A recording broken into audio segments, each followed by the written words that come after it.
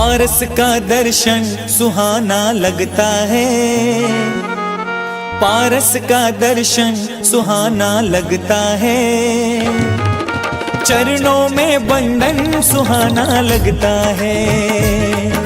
पारस का दर्शन सुहाना लगता है, चरणों में बंधन सुहाना लगता है। कर्मों के बंधन जिससे कट जाते हैं, पारस का चिंतन सुहाना लगता है। पारस का दर्शन सुहाना लगता है, चरणों में बंधन सुहाना लगता है। पारस का दर्शन सुहाना लगता है, चरणों में वंदन सुहाना लगता है।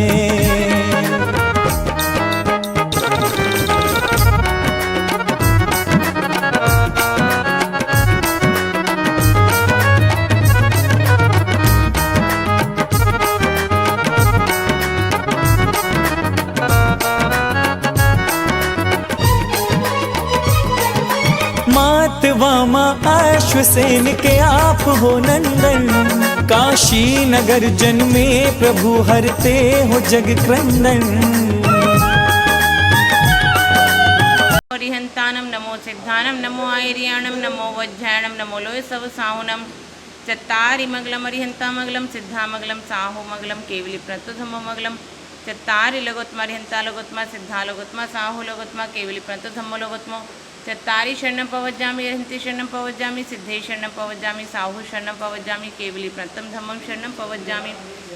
ओम ह्रीं श्रीं क्लीं ऐं अरहं वम मम हम सम तम पम वम वम मम मम हम हम सम सम तम पम झम झम झीम झीम छीम छीम द्राम द्राम द्रीम द्रीम द्रावय द्रावय नमो रते भगवते श्रीमते ओम ह्रीं क्रोम अस्माकं पापं खण्ड खण्ड जहि दहि जय जय पच पच पाच पाचय ओम नमो ह्रं झम झीम छीम हम सम झम वम वह प्रह हह शाम शीम छूम छीम छीम छोम छोम छम छह छीम ह्राम ह्रीं द्रूं ह्रूं ह्रीं ह्रैं ह्रों ह्रों ह्रम ह्रै द्राम ह्रीं द्रावे द्रावे नमो रते भगवते श्रीमते ठठा श्रीरस्तु वृद्धिरस्तु पुष्टिरस्तु तुष्टिरस्तु शांतिरस्तु कांतिरस्तु कल्याणमस्तु स्वाहा कार्य सिद्ध्यातम सर्वविघ्न निवारतम श्रीमद्भगवद अर्हस् सर्वज्ञ परमेश्वरी परम पवित्र नमो नमः। श्री शांति भट्टारक पाद पदम प्रसादात सद्धर्म श्री बलायु आरोग्य ऐश्वर्य अभिवर्धि रस्तु सर्व शिष्य पर शिष्य वर्ग प्रसिद्धंतु नः। श्री विश्वाद्य श्री वर्धमान पर चतुर्विंशति अर्हंतो भगवन् सर्वज्ञ परम मंगल नाम धेया यह मुद्रा च सिद्धिं तद्वन्तु सद्धन कार्येषु च यह मुद्रा च सिद्धिं तत्पर्षन्तु नः।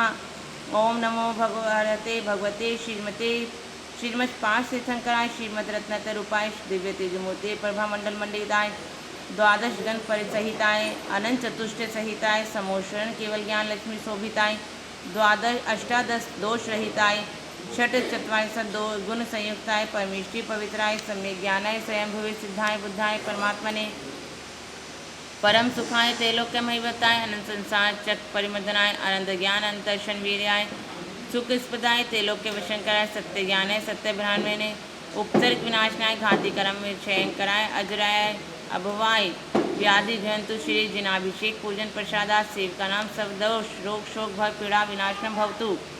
ओम नमो रते भगवते पैशाचे दोष कलमशाय दिव्य तेजो मूर्ति नमः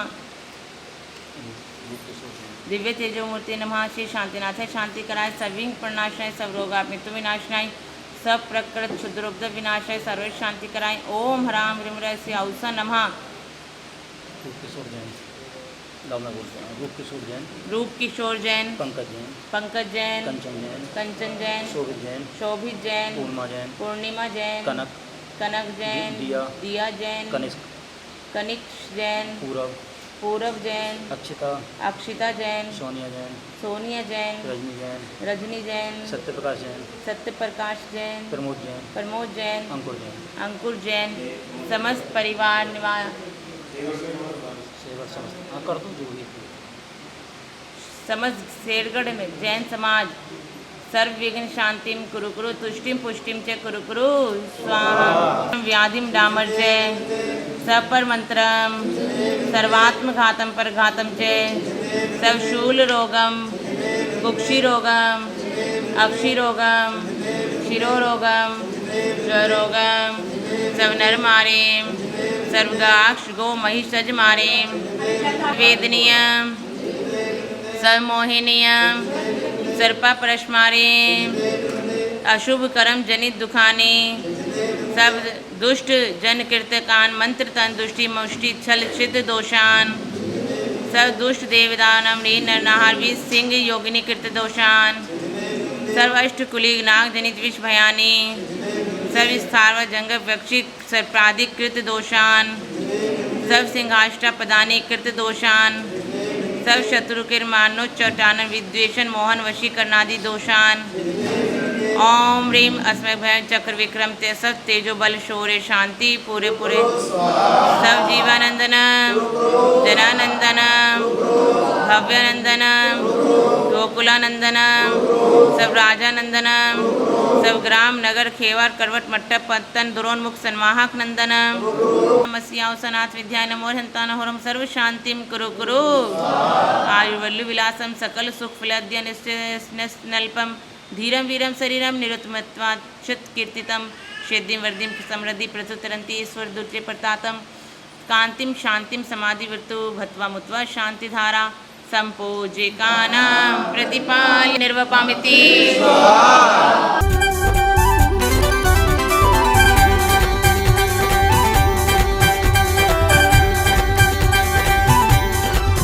सारी नगरी में आनंद छाया, सारी नगरी में आनंद छाया, सारी नगरी में आनंद छाया। प्रतिष्ठा का महोत्सव है आया, प्रतिष्ठा का महोत्सव है आया। सारी नगरी में आनंद छाया, सारी नगरी में आनंद छाया। प्रतिष्ठा का महोत्सव है आया, प्रतिष्ठा का महोत्सव है आया।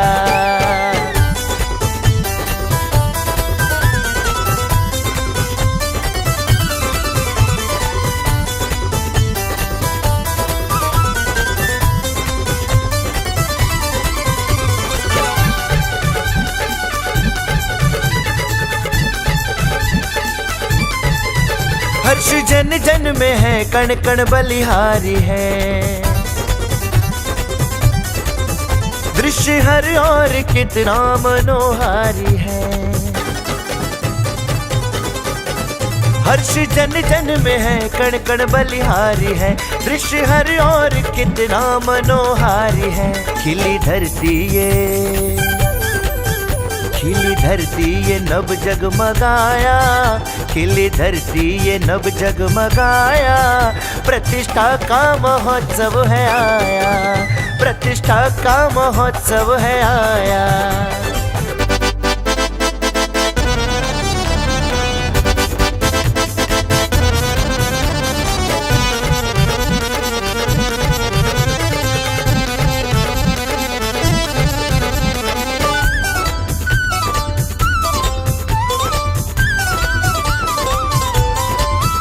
आज हर द्वार पर है रंगोली सजी, बंधे तोरण और शहनाई बजी। आज हर द्वार पर है रंगोली सजी, बंधे तोरण और शहनाई बजी। दुल्हन साये, दुल्हन साये मंदिर सजाया, दुल्हन साये मंदिर सजाया। प्रतिष्ठा का महोत्सव है आया, प्रतिष्ठा का महोत्सव है आया।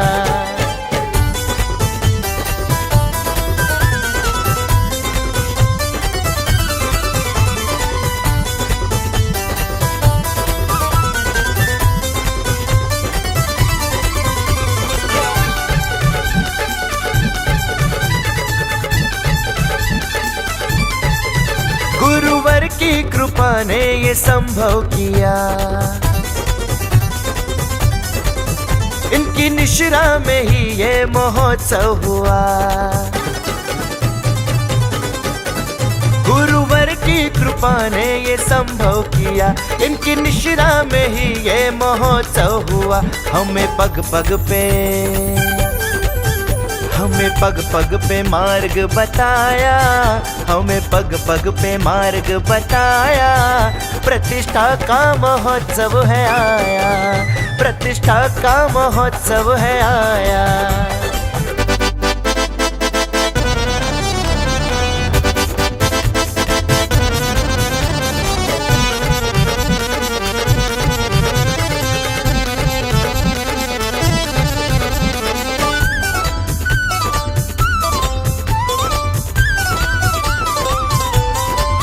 संगमरमर की मूरत है पावन बड़ी,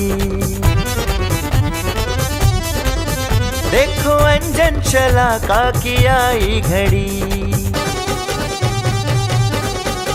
संगमरमर की मूरत है पावन बड़ी, देखो अंजन शलाका की आई घड़ी। शुभ मुहूर्त में अंजन भराया, शुभ मुहूर्त में अंजन भराया। प्रतिष्ठा का महोत्सव है आया, प्रतिष्ठा का महोत्सव है आया। सारी नगरी में आनंद छाया, सारी नगरी में आनंद छाया। प्रतिष्ठा का महोत्सव है आया, प्रतिष्ठा का महोत्सव है आया, प्रतिष्ठा का महोत्सव है आया।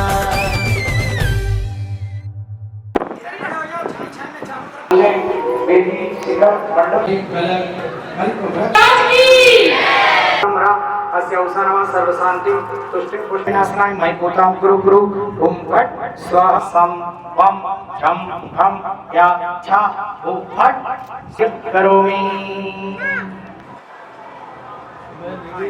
नैतन्य देव अत्र आगच्छै स्वाहा। बढ़िया गंगाजल मत गावोनी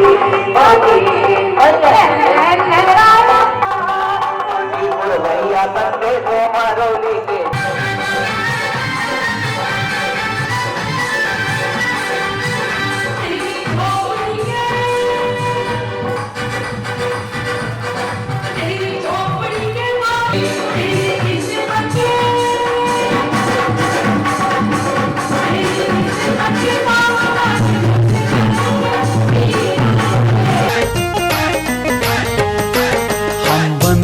करते हैं अभिनंदन करते हैं, हम वंदन करते हैं, अभिनंदन करते हैं। प्रभु सा बन जाने को प्रभु दर्शन करते हैं, प्रभु सा बन जाने को प्रभु दर्शन करते हैं।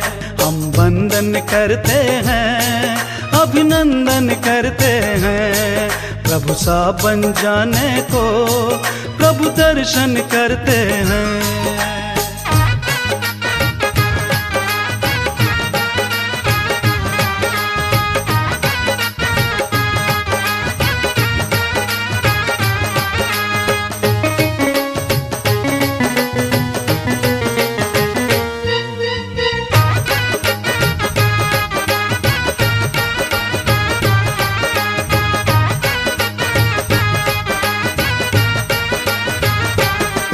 बोलो आदिनाथ की जय जय जय, बोलो शांतिनाथ की जय जय जय, बोलो पार्श्वनाथ की जय जय जय, बोलो महावीर की जय जय जय। हम वंदन करते हैं अभिनंदन करते हैं। तुम सा बन जाने को प्रभु दर्शन करते हैं। हम वंदन करते हैं अभिनंदन करते हैं। प्रभु सा बन जाने को प्रभु दर्शन करते हैं।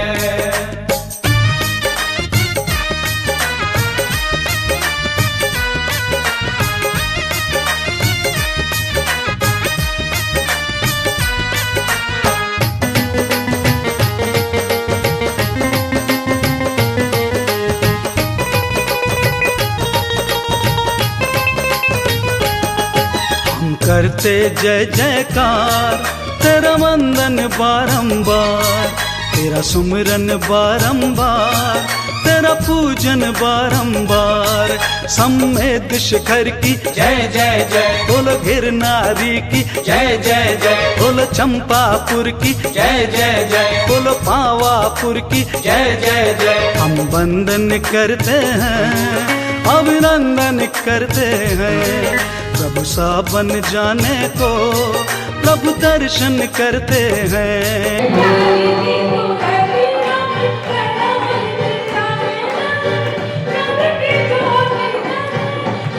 शांति सागर जी मुनिराज की, आचार्य गुरुदेव श्री 108 धर्म भूषण जी मुनिराज की। श्रावक के 6 आवश्यक होते हैं। कितनी आवश्यक होते हैं आप सबको मालूम है? कौन कौन से होते हैं? किसी को मालूम है क्या? श्रावक के 6 आवश्यक होते हैं। उसमें सबसे पहला आवश्यक होता है देव पूजा। देव पूजा, गुरु उपासना, स्वाध्याय, संयम, तप और दान। पहला देव पूजा, गुरु उपासना, स्वाध्याय, संयम, तप और दान। एक बार फिर से बोलो, कोशिश करेंगे कि ये 6 शब्द हमें याद हो जाए। जाने के बाद आपसे अगर कोई पूछे कि आप वहाँ शेरगढ़ गए थे, आपने क्या क्या किया, तो आप तो बता पाएंगे कि आपने क्या क्या किया, क्रिया बता देंगे जो जो आपसे पंडित जी करा रहे हैं। लेकिन अगर आपसे कोई ये पूछे कि आप क्या सुनकर आए हैं, वहाँ पर आपको सानिध्य मिला था माता जी का, तो आप वो बता सके। 3 दिन में अगर ये 6 शब्द याद कर लिए तो मैं मानती हूँ 3 दिन के प्रवचन सार्थक हो जाएगी। पहला देव पूजा, गुरु उपासना, स्वाध्याय, संयम, तप और दान। एक बार फिर से, देव पूजा, गुरु उपासना, स्वाध्याय, संयम, तप, दान। ठीक है, आप लोग रिपीट करेंगे, मैं नहीं बोलूंगी।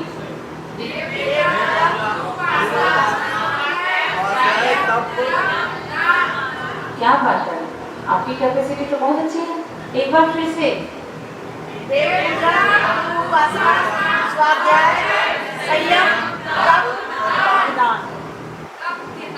तप और दान, ज्ञान नहीं दान।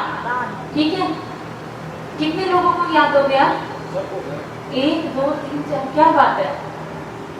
इधर जो कॉलम के पीछे बैठे हैं वो सोच रहे माता जी की नजर नहीं पड़ रही है शायद। अगर कुछ को मैं नहीं दिखाई दे रही हूँ तो इधर सीट खाली है, इधर भी आ सकते हैं। ठीक है, स्थान परिवर्तन कर सकते हैं। देव पूजा, गुरु उपासना, स्वाध्याय, संयम, तप और दान। ठीक है, आज हम देव पूजा पर बात करते हैं। देव पूजा अर्थात भगवान की पूजा। कैसी भगवान की पूजा, किस प्रकार के भगवान की पूजा? हमने देव पूजा का नाम तो लिया, लेकिन देव कैसे, कौन से देव की पूजन? जहाँ चाहे वहां सर झुका दे क्या? जहाँ कुछ किसी ने कहा यहाँ भगवान विराजमान है, क्या वहां सर झुका दे? वो देव कैसे, वो भगवान कैसे, पहले हमें ये भी तो मालूम हो। नहीं, हमने देव पूजा की बात की कि देव पूजा करनी है, श्रावकों के लिए 6 आवश्यक जरूरी है। अब देव पूजा करनी है तो कौन से देव की पूजा करनी है, कौन से भगवान की पूजा करनी है, ये भी तो हमें मालूम होना चाहिए। अगर हमें देव का स्वरूप मालूम नहीं है, भगवान का स्वरूप मालूम नहीं है, तो हम तो जहाँ किसी ने बताया कि ये देव स्थान है तो हम अपना ये सिर रूपी नारियल वहीं फोड़ देंगे। एक 50 रुपए का नारियल फोड़ने के लिए आप देहली तलाशते हो कि क्या सही है, इस देहली पर हम एक चौखट पर ये 50 रुपए का नारियल फोड़ सकते हैं। वहां हम सोचते हैं 50 रुपए का नारियल फोड़ने के लिए, लेकिन जब मस्तक झुकाने की बात आती है, ये सिर झुकाने की बात आती है, श्रीफल झुकाने की बात आती है, वहां हम अगर रास्ते से जा रहे हो, जो भी मंदिर, जो भी देव स्थान पड़ते हैं, हम तो ऐसे करते करते चलते हैं। बहुत लोग हो गए, आपने भी ऐसे नहीं है? अगर नहीं है तो बहुत अच्छी बात है, लेकिन मैंने अक्सर बहुत लोगों को ऐसा देखा है, खासकर पुरुष वर्ग को, कि जब वो कभी गाड़ी से जा रहे हो, कोई भी देव स्थान हो, वो ऐसे करते करते चलते हैं, है ना? क्या ऐसा सही है? नहीं सही है, पता तो आपको भी है। मैं आपको सिर्फ एक 3 पहचान बताती हूँ। एक भगवान को सर झुकाने के लिए तीन पहचान बताती हूँ। जहाँ ये तीन पहचान दिखाई दे वहां आपको सोचने की आवश्यकता नहीं है, वहां ये सर झुका देना। सुनेंगे आपको तीन पहचान? जो वीतरागी हो, सर्वज्ञ हो और हितोपदेशी हो। तीन पहचान कौन सी? जो वीतरागी हो, सर्वज्ञ हो और हितोपदेशी हो सकता है भी ये शब्द समझ नहीं आ रहे हो, मैं समझा देती हूँ। जो वीतरागी हो, वीतरागी अर्थात जिनका राग बीत चुका है, जो राग देश से रहित होते हैं, जिनको आपकी पूजन करने से प्रसन्नता नहीं आ रही है और ना करने वालों से रोष पैदा नहीं हो रहा है, यानी उनसे द्वेष पैदा नहीं हो रहा है। आप उनकी पूजा करो तो ठीक, नहीं करो तो ठीक। अगर ऐसा नहीं है भगवान के कोई घर परिवार के आ गए, उनके लिए तो वो अच्छा कर देंगे, अच्छा वो कहेंगे, और जो उनके मित्रजन नहीं है, परिवार के नहीं रहे हैं, उनके लिए वो द्वेष की भावना रखेंगे। उनके लिए सब समान है, ना उनका किसी के प्रति राग है, ना उनका किसी के प्रति द्वेष है, ठीक है? ना वो किसी का अच्छा करते हैं और ना वो किसी का बुरा करते हैं। वो कहलाते हैं वीतरागी। कौन कहलाते हैं? कौन कहलाते हैं? कौन कहलाते हैं? वीतरागी। जो राग देश से रहित हैं वो वीतरागी कहलाते हैं। तो पहली पहचान वीतरागी, जो वीतरागी हो। दूसरी सर्वज्ञ। बहुत सिंपल सी परिभाषा में आपको बताती हूँ। जो तीनों लोगों की, तीन लोग होते हैं ना, अधोलोक, मध्यलोक, ऊर्ध्वलोक, जो तीनों लोगों की सर्व पर्यायों को एक समय में एक साथ जानते हैं। ऐसा नहीं है कि ये तो एक बार में जान रहे, ये एक बार में जान रहे, पीछे का बाद में जान रहे। सब कुछ ज्ञान में एक साथ झलकता है। जिनको केवल ज्ञान हो जाता है, सब कुछ एक साथ झलकता है। जो तीनों लोगों की सर्व पर्यायों को एक समय में एक साथ जानते हैं, उनको क्या कहते हैं? सर्वज्ञ। तो सर्व कुछ जानते हैं, वो कौन कहलाते हैं? सर्वज्ञ। भगवान की पहचान की बात करूं मैं आपसे। किसकी पहचान की? भगवान की पहचान की। जो वीतरागी हो, सर्वज्ञ हो। वीतरागी समझ में आया, सर्वज्ञ समझ में आया।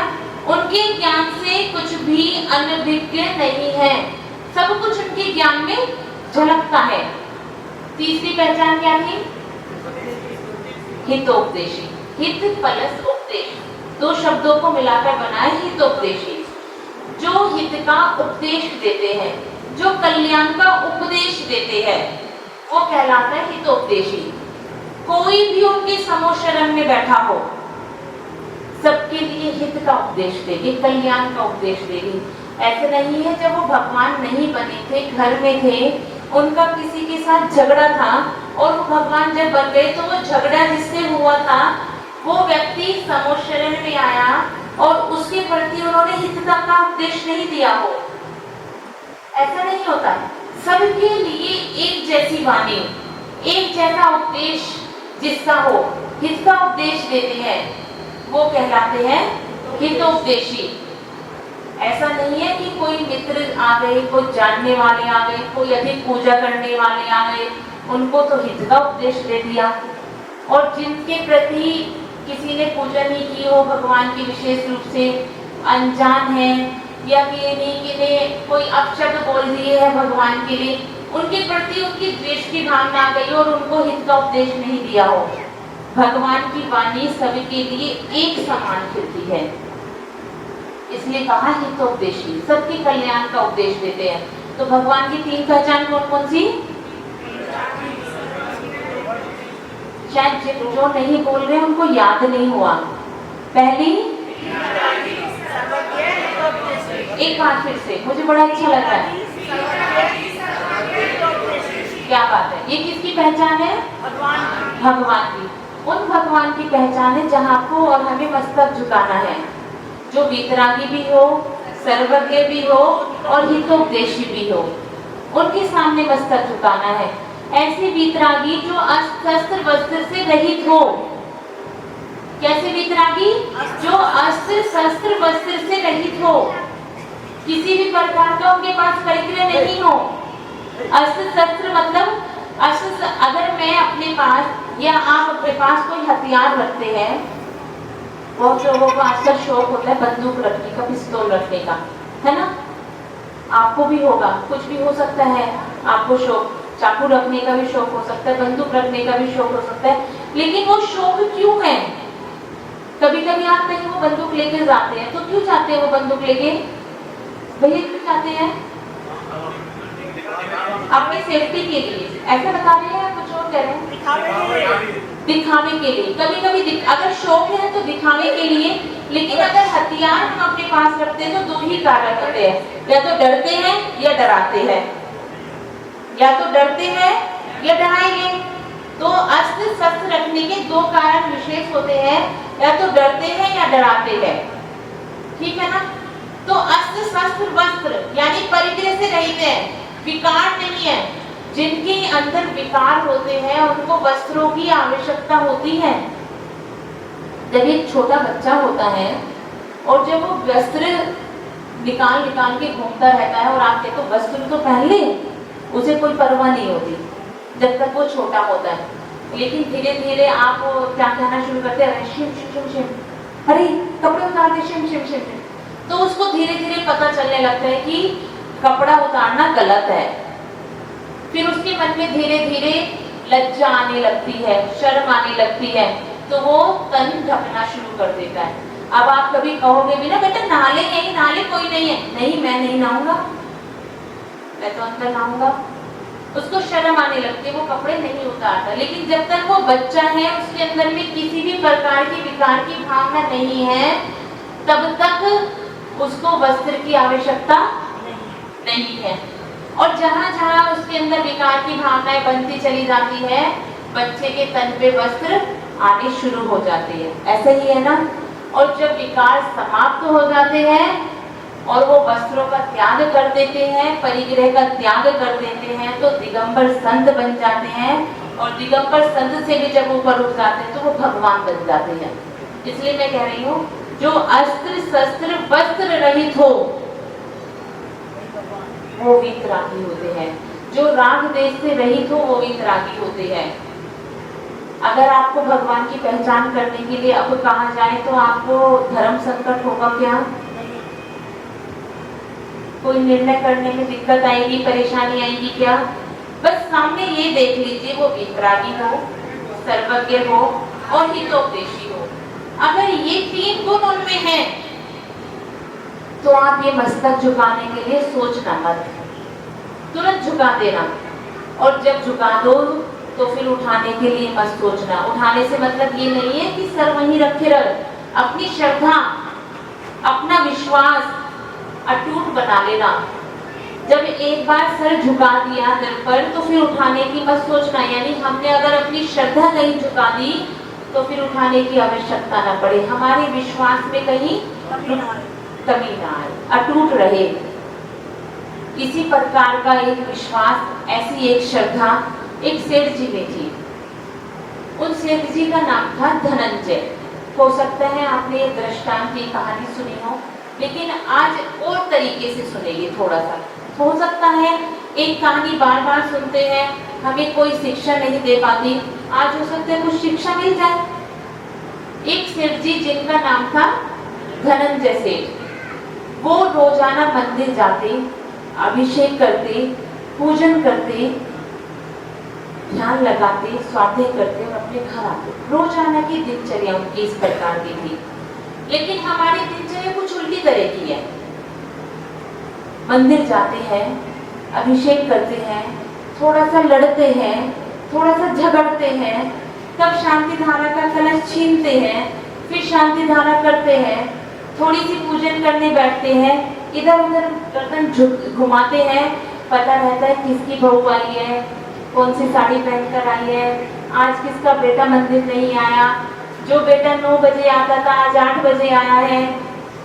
आज हमें दूसरे से ज्यादा टाइम टेबल हमें दूसरे का, हमें खुद को पता है कि कौन किसका ही मंदिर आता है।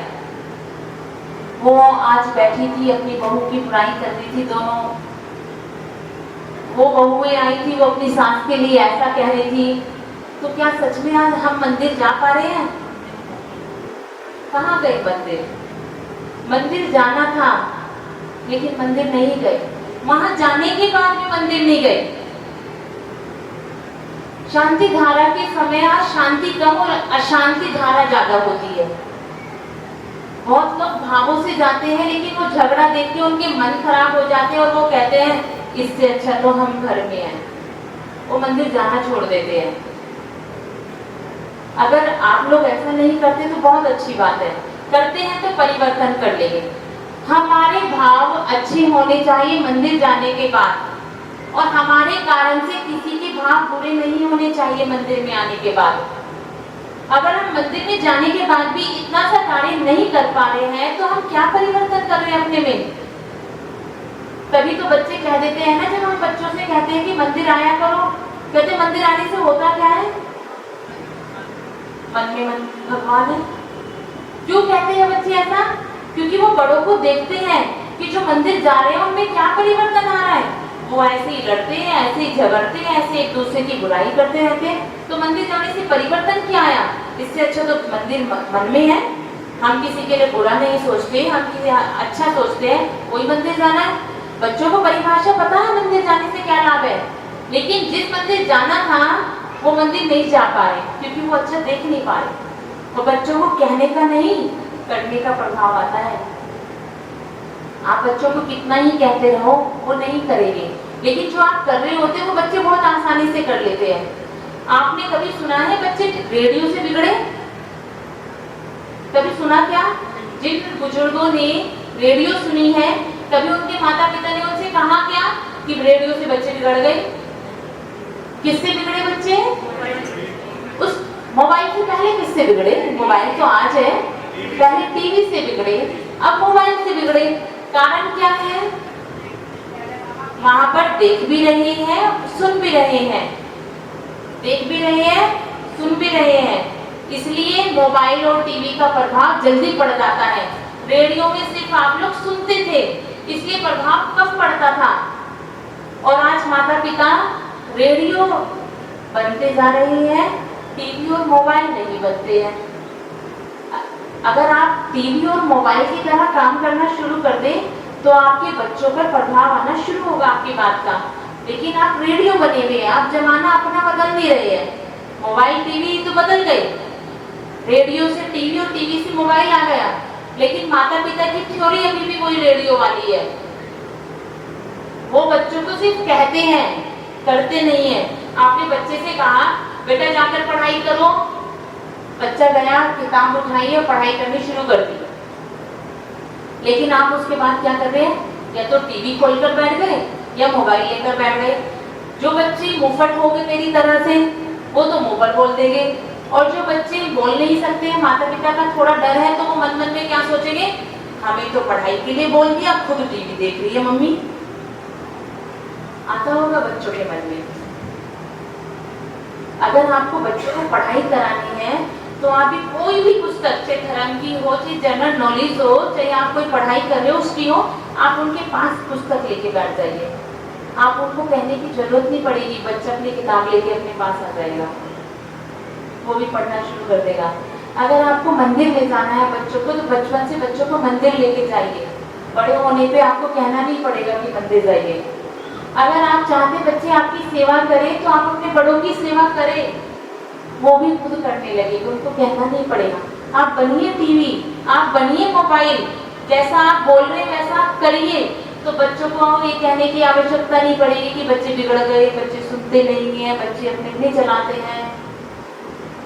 प्रभाव पड़ सकता है ना इस बात का?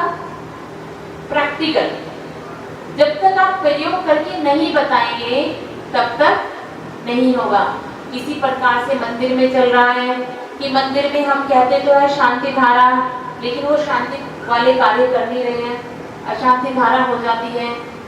मंदिर में खूब दान धर्म कर लेंगे, लेकिन बाहर हमारा बिगाड़ खाता चल रहा है खूब अच्छे से, हमारी किसी से बातचीत नहीं है, घर में हमारा माहौल बिगड़ रहा है, तो वो मंदिर जाने से हम सीख ही नहीं पाए। गुरुदेव कहते हैं मंदिर जाने का मतलब है आप पाठशाला में जा रहे हैं, पाठशाला में जाते हैं, सीखते हैं, और सीखा हुआ कहाँ काम आएगा? बाहर। जैसे बच्चे स्कूल में पढ़ाई के लिए जाते हैं तो पढ़ाई के बाद उनकी जॉब लग जाती है। वो पढ़ाई कहाँ पे काम आई? जॉब में काम आई। तो जो आप मंदिर जा रहे हैं, मंदिर जाने के बाद जो आप सीख रहे हैं तो वो कहाँ पे काम आएगा? मंदिर से बाहर, दुकान पर, स्कूल में, घर में एक दूसरे के साथ बैठते तब। लेकिन अगर आप ऐसा नहीं करते हैं तो आपका मंदिर जाना व्यर्थ हो रहा है। तो फिर कहा जाता है, क्या हुआ यदि तुमने भगवान पे जल का कलशा डाला, किसी तड़पते प्यासे को घर से बाहर निकाला। पूजा इसे नहीं कहते, जरा विचारो ध्यान से। इंसानों से मिलना भी तो है मिलना भगवान से। इंसानों की बस्ती में यदि आग लगी है द्वेष की, मंदिर का भगवान भी रक्षा नहीं कर सकता द्वेष की। स्वयं इसे बुझाना होगा श्रद्धा से, सम्मान से। इंसानों से मिलना भी तो है मिलना भगवान से। अगर हम इंसान से नहीं मिल पा रहे हैं, क्या हम भगवान का साक्षात्कार कर पाएंगे?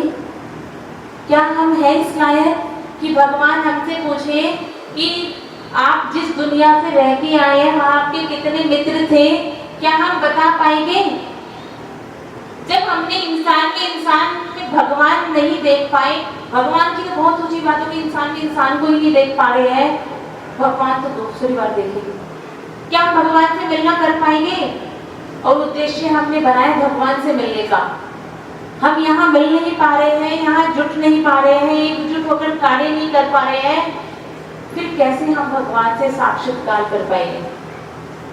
तो मैं बात कर रही थी आपसे सेठ सुदर्शन जी की, सेठ धनंजय की। सेठ धनंजय रोजाना मंदिर जाके पूरी श्रद्धा के साथ सच्चे देव के चरणों में अपनी पूजन अभिषेक करते। रोजाना का दैनिक कार्य यही था। एक दिन उनके बेटे का जन्मदिन था, उनके बेटे का जन्मदिन, लेकिन जो उनकी श्रीमती थी, जो शेठानी जी थी, उनके भगवान के प्रति आस्था नहीं थी। वो सेठ जी को रोकती भी नहीं थी, लेकिन खुद जाती भी नहीं थी मंदिर। लेकिन उस दिन वो बोली, आज रहने दीजिए मंदिर जाने के लिए, बेटे का जन्मदिन है, थोड़ी तैयारी करेंगे, बच्चे के मित्र आएंगे, आप रहने दीजिए, थोड़ा काम अधिक है घर में। बोले मैं मंदिर जाऊंगा, पहले अपना कार्य करूंगा, पूजन पाठ करूंगा, उसके बाद घर आकर सारे कार्य करवा दूंगा। सेठ जी मंदिर चले गए रोजाना की तरह। सेठानी ने अपने घर के कार्य निपटाने शुरू किए। बेटा बोला, माँ जब तक पिताजी मंदिर से घर वापस आए फिर मैं अपने मित्रों के साथ खेलने चला जाऊं। ठीक है चले जाओ। बेटा खेलने के लिए पार्क में चला गया। पार्क में गया, फुटबॉल से खेल रहा था।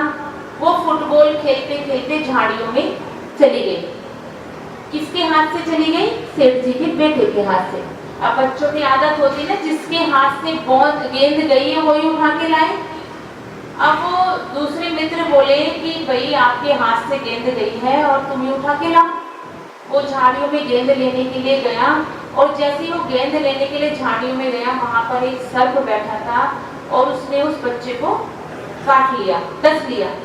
वो तड़पता हुआ बाहर आया झाड़ियों से और जैसे ही उसके मित्रों ने देखा इसे तड़प रहा है, धीरे धीरे उसका शरीर नीला पड़ने लगा जहर से। उसके मित्र समझ गए इसको किसी नाग ने काट लिया है। उसको उठाकर घर लाए और घर सेठानी से कहा कि सेठानी जी आपके बेटे को सांप ने काट लिया है। सेठानी घबराई और सेठानी ने अपने नौकर को मंदिर में भेजा कि सेठ जी को बुलाकर लाओ और कहो कि बेटे को नाग ने काट लिया, इसे सेठ जी को बुलाकर लाइए। सेठ जी को लेने के लिए रामू उनका नौकर मंदिर गया और मंदिर जाने के बाद में उसने सेठ जी से कहा, सेठ जी घर चलिए, आपके बेटे को नाग ने काट लिया। लेकिन सेठ जी अपनी पूजन में मस्त थे, उन्हें नहीं सुनाई दिया कोई रामू भी आया है, कोई सेठ जी को पुकार भी रहा है। रामू घर पर वापस आ गया। सेठानी ने कहा सेठ जी को लेके नहीं आए? रामू बोला, सेठानी वो तो किसी की सुन ही नहीं रही है, वो तो अपने पूजन पाठ में मस्त है, मगन है। बोले एक बार और जाओ, फिर से कहना कि उनके बेटे को नाग ने काट लिया है। रामू दोबारा गया, दोबारा सेठ जी से कहा, लेकिन अगर आप और हम होते, रामू आता हमें बुलाने, चले जाते। अरे नहीं, रामू नहीं आता बुलाने के लिए, घर से सिर्फ एक व्हाट्सएप आता और वो हम साथ के साथ चेक कर लेते, अभिषेक करते हुए, पूजन करते हुए कि घर पे बहुत जरूरी काम है, आप आ जाइए। आप तुरंत पूजन की, दर्शन के, फटाक से घर।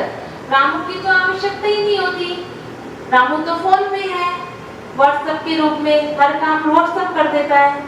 ऐसे ही ना, कोई घंटी बजती है, दर्शन कर रहे होते हैं, परिक्रमा दे रहे होते हैं, तुरंत फोन सुन लेते हैं। हम 5 मिनट का, 10 मिनट का अपने फोन में साइलेंट मोड पे भी नहीं डाल पाते। कम से कम 5 मिनट के लिए मंदिर आए, तब तक तो हम भगवान के दर्शन कर लिए मन से। लेकिन अगर कोई मैसेज की भी घंटी बज जाती तभी हम चेक कर लेते किसका मैसेज है।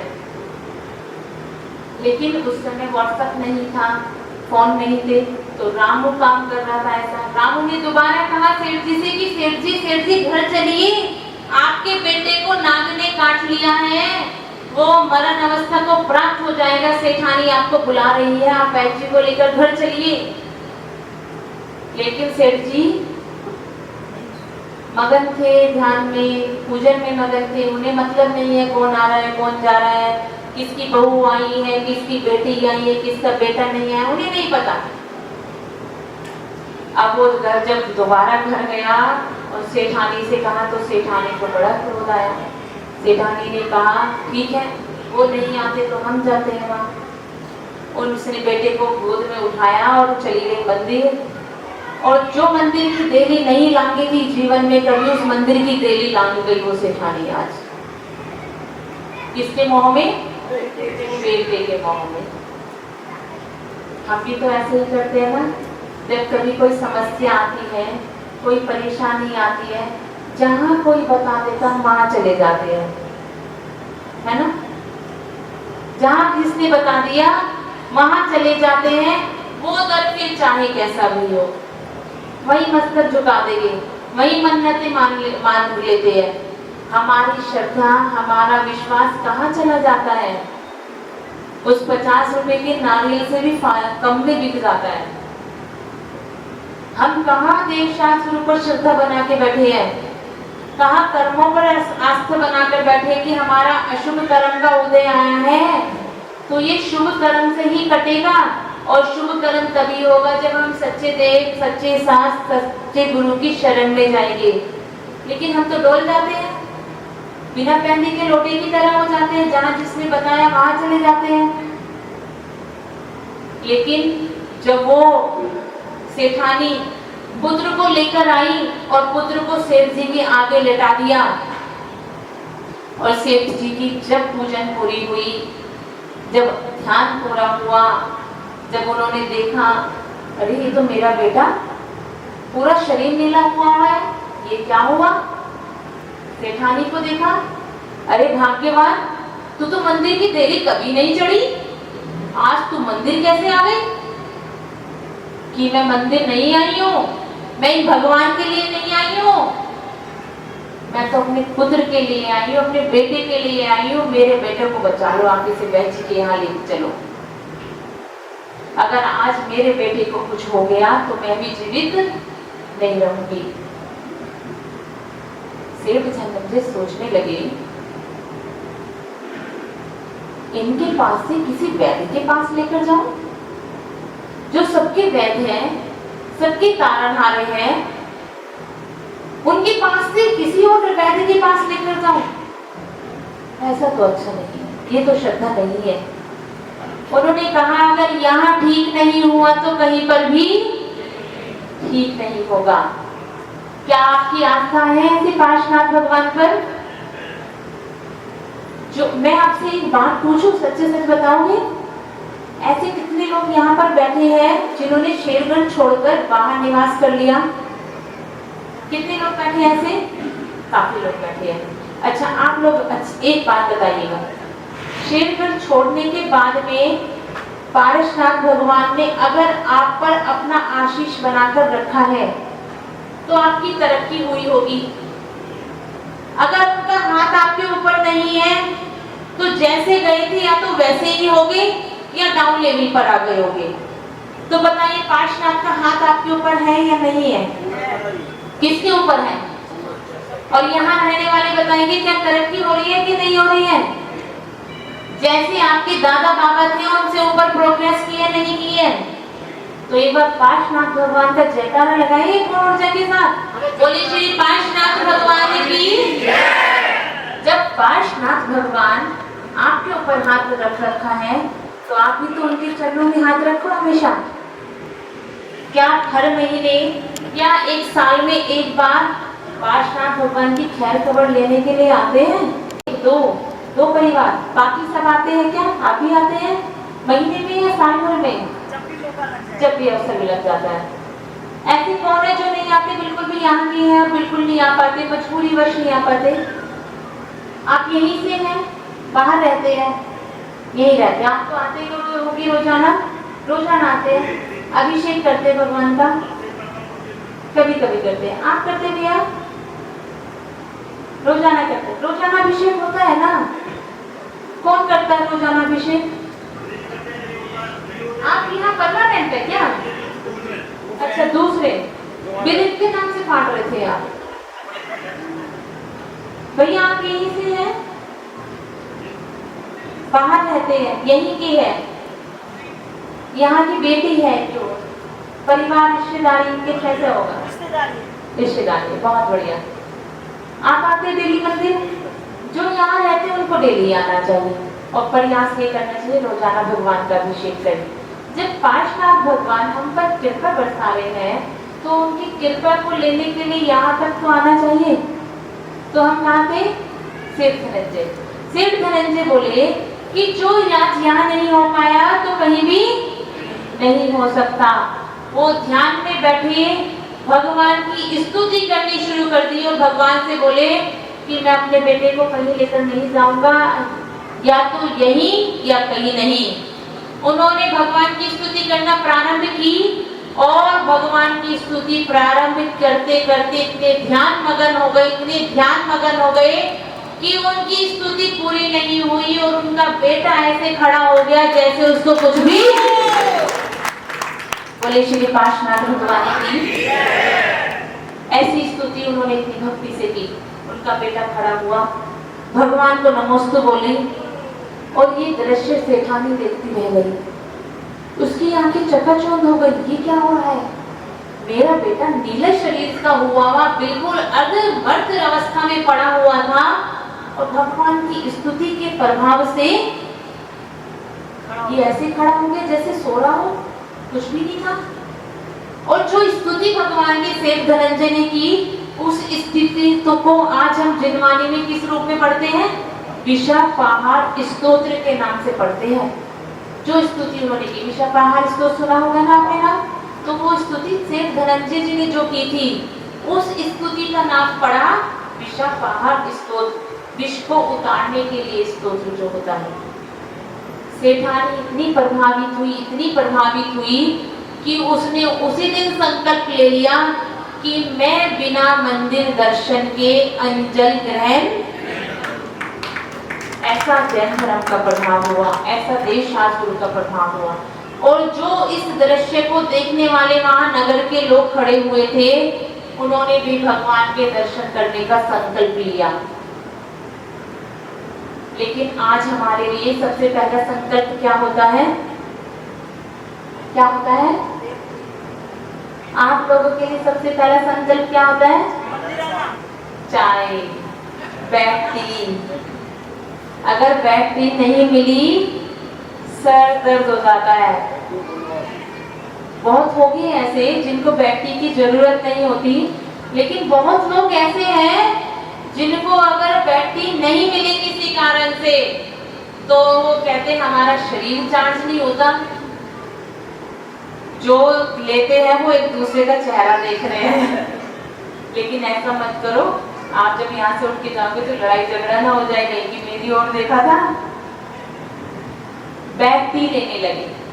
आपको पता है चाय एक छोटा नशा है? पता है आपको? एक छोटा नशा है। जो शराब पीते हैं वो बड़ा नशा करते हैं, जो चाय पीते हैं वो छोटा नशा करते हैं। नशा दोनों है। जो शराब पीने वाले को आप ये कहते हो कि शराब मत पियो, तो वो क्या कहते हैं कि हमारे सर में दर्द हो जाता है। और अगर चाय पीने वालों से आप बोलो चाय मत पियो, तो वो क्या कहते हैं, हमारे सर में दर्द हो जाता है। सर में दर्द तो दोनों को हो रहा है, क्योंकि आदत है, वो नशा बन गया है। आपने रोजाना पी पी कर उसकी आदत बना ली। लेकिन अगर आप चाहें तो उसको छोड़ सकते हैं, नजरअंदाज कर सकते हैं। मैं आपको चाय छोड़ने की बात नहीं कर रही हूँ अभी, मैं सिर्फ आपसे इतना बात कह रही हूँ कि अगर हमारी दैनिक चर्या में सबसे पहले जरूरी हो तो वो क्या हो, देव दर्शन। श्रावक का प्रथम कर्तव्य देव पूजा। देव दर्शन करें हम सबसे पहले। हमें सबसे पहले चाय के दर्शन ना हो, हमें सबसे पहले भगवान के दर्शन हो। तभी तो पता चलेगा कि आपकी भगवान के प्रति आस्था कैसी है, श्रद्धा कैसी है, विश्वास कैसा है। लेकिन आप तो जो दर्शन ना करे उसको सरदर्द होना चाहिए। जैसे चाय नहीं मिलने पे सरदर्द होता है, किसी दिन मंदिर के दर्शन ना हो तो तब आपको कहना चाहिए कि आज तो मेरे सर में दर्द है, मुझे सुबह भगवान के दर्शन भी नसीब नहीं हुए। ऐसा अपना नसीब बनाना चाहिए कि हमें रोजाना भगवान के दर्शन हो। ये आपका हमारा विशेष पुण्य का उदय है जो हमने जैन कुल में जन्म लिया, और जैन कुल में जन्म लेने के बाद हमें देव शास्त्र गुरु का सानिध्य मिल जाता है। लेकिन अगर हम अपने कर्मों के द्वारा उस सानिध्य को नहीं ले पा रहे हैं तो अगले आने वाले जन्म में हमें जैन कुल देव शास्त्र गुरु का सानिध्य नहीं मिलेगा। सीधी सी बात है, जिसका महत्व जानोगे वो चीज प्राप्त होगी। मान लीजिए मेरे पास एक पुस्तक रखी है, दिखने में बहुत सुंदर है, उसका नाम पढ़ने से अट्रैक्टिव लग रही है कि हम उसे पढ़ेंगे, और आप उससे कहो माता जी मुझे ये पुस्तक दे दीजिए और हम ये पुस्तक आपको लौटा देंगे पढ़कर। मैंने पढ़ने की रुचि देखी है आपकी और मैंने वो पुस्तक आपको दे दी। कुछ समय पश्चात आप वो पुस्तक लेकर आओ जीर्ण शीर्ण हालत में, फटी हुई है, मैली हो रही है, और आप मुझे लौटाओ। पहले तो मेरा देखते ही दिमाग घूम जाएगा कि मेरी पुस्तक की हालत क्या कर दी। उसके बाद जब मैं आपसे पूछूं कि पढ़ी थी, आपको टाइम नहीं मिला, हम नहीं पढ़ पाए, मैंने अनमने मन से उसको रख ली। ठीक है, दोबारा कुछ चांस दोबारा ऐसा बने दूसरी पुस्तक रखी हो और आप मुझसे कहो माता जी पुस्तक बहुत अच्छी है, हम ले जाए क्या? अगली बार मैं क्या कहूंगी? क्या कहूंगी? क्या कहूंगी? नहीं दूंगी। फिर मैं साफ मना कर सकती हूँ आपसे कि मैं आपको अपनी पुस्तक नहीं दूंगी। अब आप ये बताइए, जब ये पुस्तक के लिए मैं मना कर पा रही हूँ आपको दोबारा देने के लिए, क्योंकि आपने पहले वाली पुस्तक को ना पढ़ा ना ध्यान रखा, जीर्ण शीर्ण हालत में लौटाया, तो मैं अपनी दूसरी पुस्तक देने के लिए मना कर दी। जब हम इस जैन कुल में जन्म लेने के बाद इस जैन कुल में जन्म लेने का महत्व नहीं जान पा रहे हैं, अपने कर्तव्य नहीं निभा पा रहे हैं, जो हमें सेवा करनी चाहिए वो सेवा नहीं कर पा रहे हैं, मूल्य नहीं जाना, तो क्या हमारे कर्म हमें दूसरा जैन कुल में जन्म देंगे? देंगे क्या? कर्म तो सबसे ज्यादा समझदार होते हैं। आप और हम में कोई इतना समझदार नहीं है जितना कर्म समझदार होते हैं। तो कर्म हमें दूसरा कुल, दूसरा जन्म जैन कुल में नहीं देंगे। इसलिए जो हमें अनमोल जन्म मिला है, हम इस अनमोल जन्म का महत्व जाने, हम अपने कर्तव्य पहचाने, 6 आवश्यक हमें करने आने चाहिए। कल आज हमने देव समझे कि हमें कैसे देव के सामने अपना मस्तक झुकाना चाहिए, कैसी भक्ति हमारी होनी चाहिए, कितना अटूट विश्वास हमारा होना चाहिए। सेठ धनंजय कितने आस्था के साथ अपने पुत्र को वो निरोगी करके भगवान के सामने से अपने घर ले गए, कैसी आस्था हमारी होनी चाहिए, आज हम ये जान पाए हैं। कल अगर हम पुनः यहाँ बैठेंगे तो हम चर्चा करेंगे आगे के 5 और कर्तव्य की, गुरु उपासना, स्वाध्याय, संयम, तप और दान समझेंगे। किस प्रकार से रोज के जीवन में हमें कैसे इस 6 कर्तव्यों को हम निभा सकते हैं। आसान सा तरीका सोचेंगे कि अधिक समय नहीं दे पाते, कम समय में कैसे हम इन 6 कर्तव्यों का पालन कर सकते हैं। कल इस बात पर हम चर्चा करेंगे। एक बार पुनः दोहराएंगे कि 6 कर्तव्य कौन कौन से होते हैं, बताइए। पहला,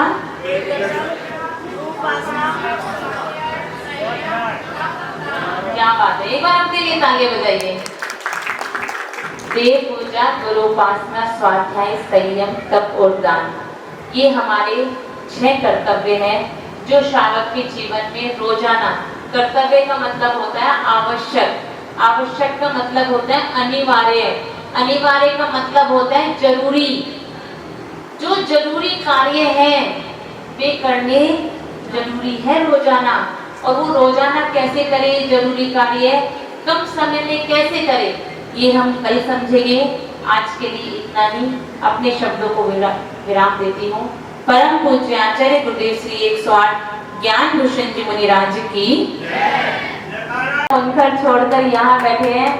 आप नहीं होते तो ये शोभा नहीं होती, आपके कारण से ये सब शोभा यहाँ लगी है।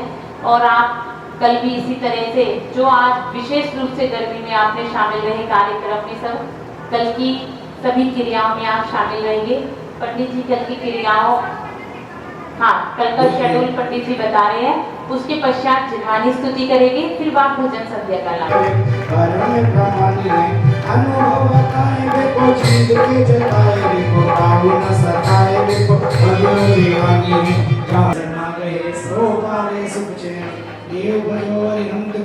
गुरु सेवानी ग्रंथ दयाधरम